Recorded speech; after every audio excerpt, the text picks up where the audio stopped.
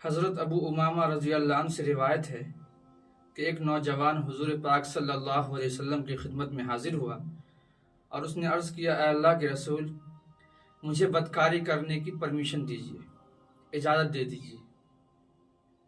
لوگ اس کی طرف متوجہ ہوئے، ڈانٹنے لگے، اسے پیچھے ہٹانے لگے۔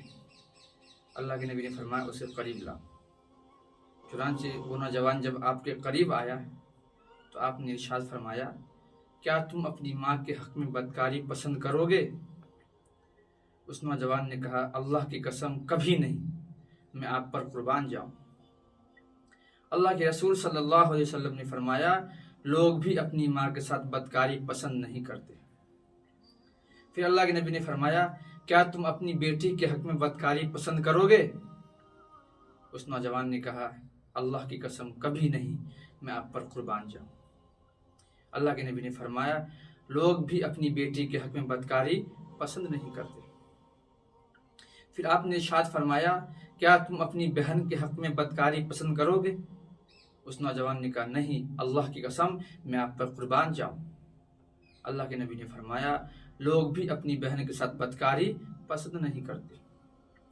پھر اللہ کے نبی نے فرمایا، کیا تم اپنی پھوپھی کے حق میں بدکاری پسند کرو گے؟ اس نوجوان نے کہا، اللہ کی قسم کبھی نہیں، میں آپ پر قربان جاؤں۔ پھر اللہ کے نبی نے فرمایا، اور لوگ بھی اپنی پھوپھی کے ساتھ بدکاری پسند نہیں کرتے۔ پھر اللہ کے نبی نے آخر بار فرمایا، کیا تم اپنی خالہ کے حق میں بدکاری پسند کرو گے؟ اس نوجوان نے کہا، کبھی نہیں، اللہ کی قسم میں آپ پر قربان جاؤں۔ اللہ کے نبی نے فرمایا، لوگ بھی اپنی خالہ کے ساتھ بدکاری پسند نہیں کرتے۔ پھر اللہ کے رسول صلی اللہ علیہ وسلم نے اس کے سر پر دشت شفقت پھیرا اور آپ نے دعائیں کی، اللہم اغفر ذنبہ، کہ اے اللہ اس کے گناہوں کو معاف فرما دے، وطاہر قلبہ، اور اس کے دل کو پاک صاف فرما دے، وحسن فرجہ، اور اس کی شرمگاہوں کی حفاظت فرمائی۔ راوی کہتے ہیں کہ اس کے بعد وہ نوجوان کبھی کسی کی طرف متوجہ نہیں ہوا۔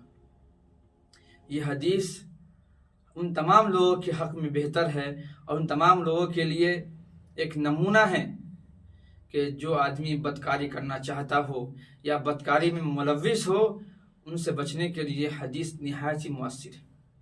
بعض مرتبہ لوگ کہتے ہیں، مولانا صاحب میرا فلاں دوست یا میرا فلاں کوئی جاننے والا، حالانکہ مسئلہ خود ان کا ہوتا ہے، لیکن اپنا نام چھپانے کے لیے اور اپنے آپ کو شرم سے بچانے کے لیے کہتے ہیں، میرا فلاں دوست یا میرا فلاں جاننے والا جو ہے اس مرض میں مبتلا ہے، بدکاری بہت کرتا ہے۔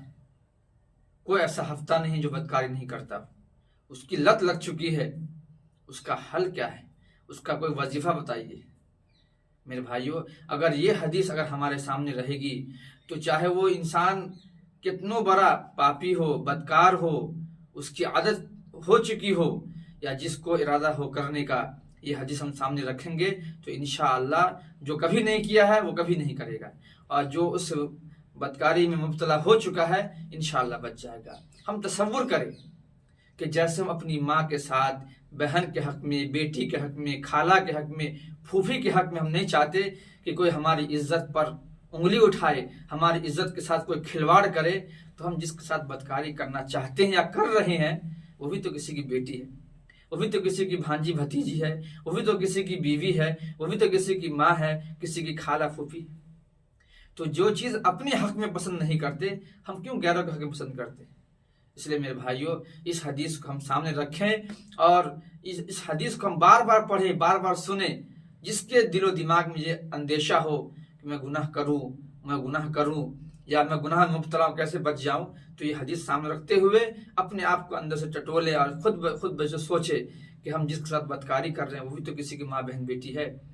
تو لہٰذا جو آدمی اس برے مرض میں مبتلا ہو، اللہ کے واسطے اس سے دور رہیں اور اس حدیث کو ہمیشہ پڑھتے رہیں، سنتے رہیں۔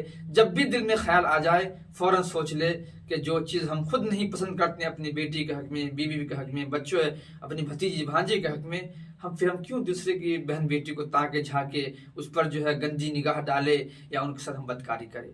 اللہ پاک ہم تمام امت مسلمہ کو اس بری بیماری سے حفاظت فرمائے۔